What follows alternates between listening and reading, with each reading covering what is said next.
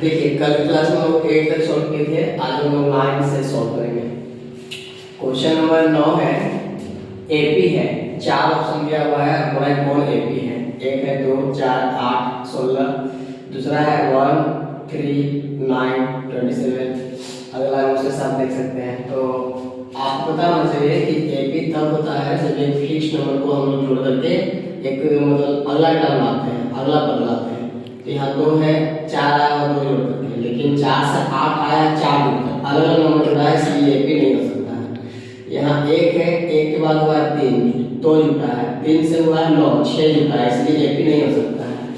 इसमें है -10, -10 से क्या है -4, मतलब इसमें 4 जुटा है, और -6 4 जुटा है, -6 से क्या है -2, मतलब 4 जुटा है, और -2 से क्या है 2, इसमें भी 4 जुटा है।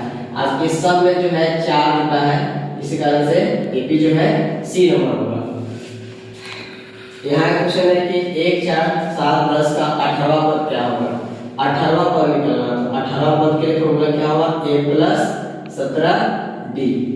a का वैल्यू है, पहला पद 1 है, 17 गुणे d का वैल्यू, तो d का वैल्यू कैसे निकालते हैं, दूसरा पद से पहला पद माइनस करते हैं। अब हम 4 में से 1 माइनस करेंगे तो 3 आएगा, मतलब d का वैल्यू है 3, ये हो जाएगा, गुणा करेंगे 17 दिया 51, 51 जोड़ेंगे तो ये 52, इसका मतलब है कि इसका 18वां पद 52 होगा। क्वेश्चन नंबर 11 है कि दो समरूप त्रिभुजों के क्षेत्रफलों का जो अनुपात है तो 16:9 है, तो उनकी संगत भुजाओं का अनुपात क्या होगा।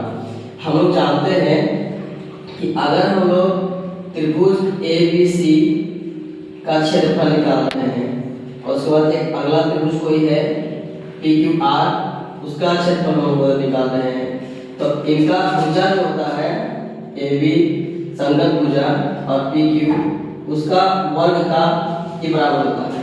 अनुपात बोला है 16:9 इक्वल टू यहाँ होगा AB और PQ का स्क्वायर।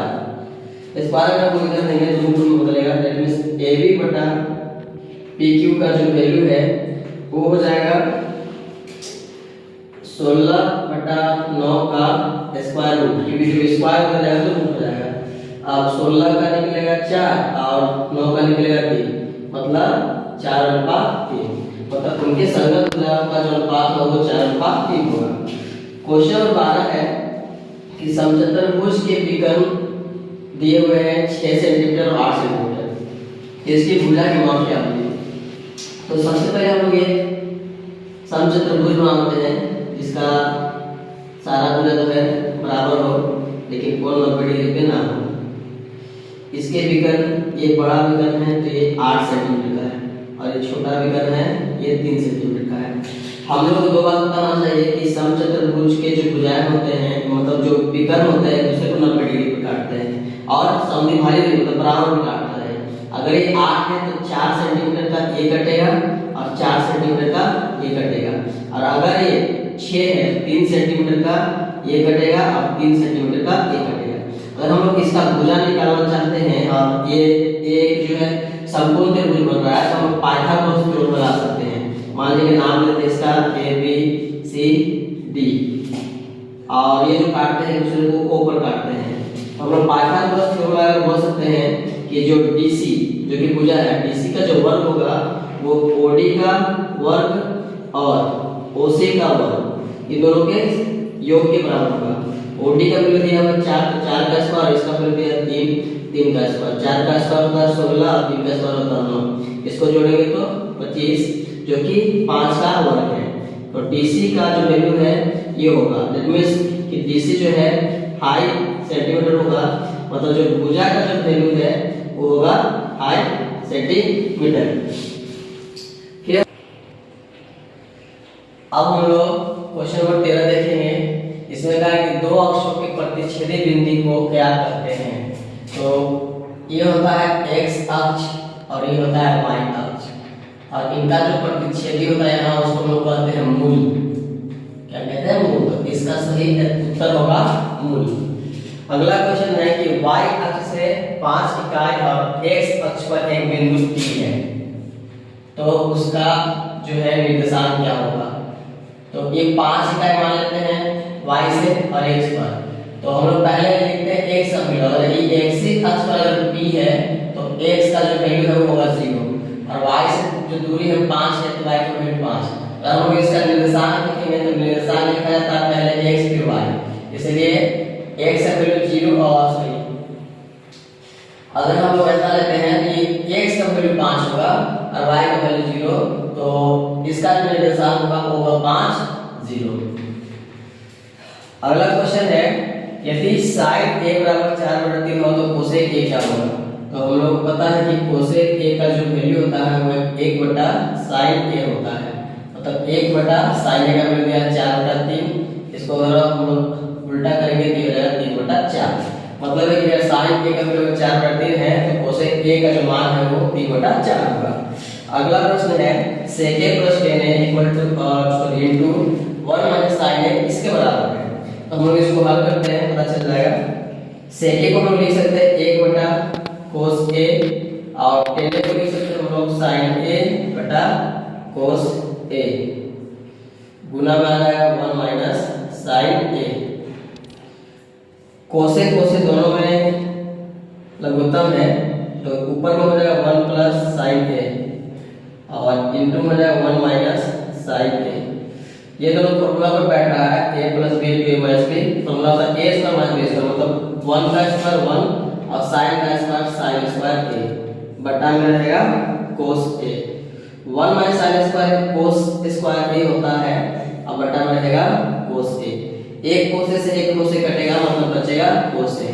इसका मतलब है कि sec a plus tan a into 1 minus sin a cos a के बराबर होगा। क्वेश्चन नंबर 17 है यदि tan a का वैल्यू जो है √3 है तो a का मान क्या होगा। तो हम लोगों को पता है कि अगर √3 है तो ये 60 होता है, इसका मतलब है कि a का जो वैल्यू है वो 60 डिग्री है।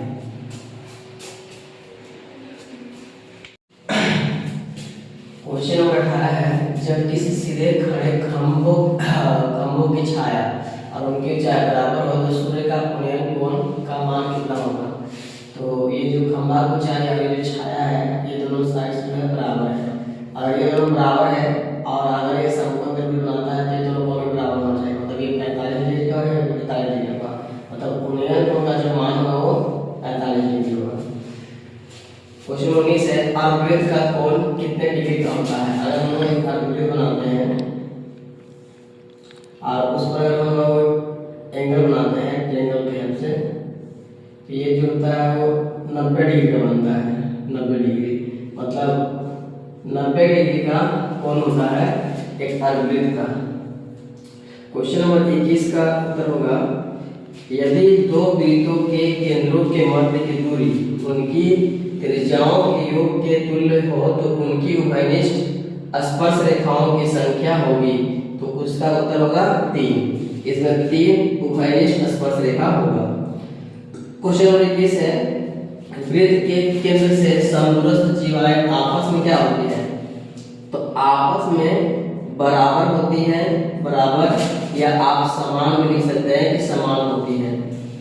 क्वेश्चन नंबर 22 है दो गोलों की आयतन का जो अनुपात है 8:27 है, तो पृष्ठीय क्षेत्रफलों का अनुपात क्या होगा।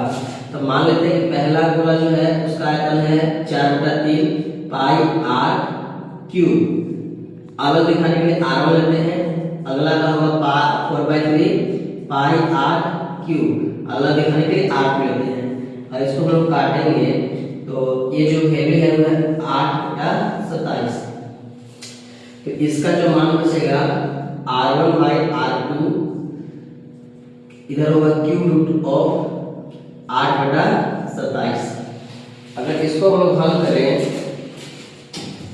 तो ये आएगा 2/3 क्योंकि 8 का घन होता है घनमूल होता है 2 और 27 का घनमूल होता है 3, मतलब 8/27 का जो घनमूल है वो 2/3 होगा। अब क्वेश्चन कर रहा है कि पृष्ठीय क्षेत्रफलों का अनुपात क्या होगा। तो पृष्ठीय क्षेत्रफल होता है 4 पाई r स्क्वायर, 1 है तो r1, अगला का होता है 4 पाई r2 का स्क्वायर, और ये दोनों काट घटा दें ये r1/r2 का स्क्वायर मतलब ये दोनों का स्क्वायर तो 2/3 का अगर हम वर्ग करेंगे तो 2 का 4 और 3 का 9, मतलब उनका पृष्ठीय क्षेत्रफल का जो अनुपात होगा वो होगा 4/9। क्वेश्चन नंबर 23 है, किसी गोले का वक्र पृष्ठीय क्षेत्रफल 144 पाई सेंटीमीटर स्क्वायर है तो उसकी त्रिज्या क्या होगी। तो हम जानते हैं कि क्षेत्रफल क्या होता है 4 पाई आर स्क्वायर, इसका मान दिया हुआ है 144 पाई। पाई से पाई काटा जा सकता है तो आर स्क्वायर का जो मान है वो 144/4 हो जाएगा। अगर हम इसको 4 से भाग देते हैं तो ये आएगा 36, तो आर स्क्वायर का जो मान है 36 का स्क्वायर मतलब 6 का स्क्वायर, और स्क्वायर पर हटाया जाए तो आर का मिल जाएगा 6 सेंटीमीटर। इसका मतलब है कि जो त्रिज्या होगी गोले की वो 6 सेंटीमीटर होगी। क्वेश्चन नंबर 24 है, एक सिक्के को उछालने पर चित आने की प्रायिकता क्या होती है। तो ये होगा 1/2। क्यों, तो कुल संभावना है 2 और चित एक ही आ सकता है सिक्का में, इसलिए 1/2। निश्चित घटना की प्रायिकता क्या होती है। तो निश्चित घटना तो 100% होता है, इसलिए इसका प्रायिकता जो है 1 होगा। एक पासा को उछाला जाता है तो सम संख्या आने की प्रायिकता क्या होगी। सम संख्या आ सकता है 2, 4, 6 और टोटल आउटकम होता है 1 से लेकर 6 तक, मतलब टोटल आउटकम होता है 6 और 3 संख्या आ सकता है जो सम है, और इसको काटेंगे 3 कम 3 3 6, तो 1/2 होगा प्रायिकता। क्वेश्चन नंबर 27 है, यदि x + 2 3x और 4x + 1 एपी में है तो x का मान क्या होगा। तो अगर ये एपी है तो जो दूसरा पद है उसमें से पहला पद माइनस करेंगे, और जो तीसरा पद है उसमें से अगर दूसरा पद माइनस करेंगे तो ये बराबर होगा। दूसरा पद का मान है 3x, उसमें से माइनस करेंगे पहला पद x + 2, तीसरा पद है 4x + 1, उसमें से दूसरा पद माइनस करेंगे 3x, ये हो जाएगा 3x माइनस अंदर ले जाएंगे तो x प्लस में तो माइनस हो जाएगा, 2 प्लस में तो माइनस हो जाएगा, और ये 4x में से 3x माइनस होगा तो x बचेगा और ये +1 बचेगा। 3x में से 1 माइनस होगा तो 2x बचेगा, ये -2 बचेगा और यहाँ x + 1 बचेगा। अब हम लोग x इधर लाएंगे और इसको इधर ले जाएंगे, इधर आएगा 2x, इधर आएगा -x, ये होगा 1, इधर आएगा +2, तो 2x में से x माइनस होगा तो x बचेगा और 2 1 = 3। इट मींस x का जो मान है वो होगा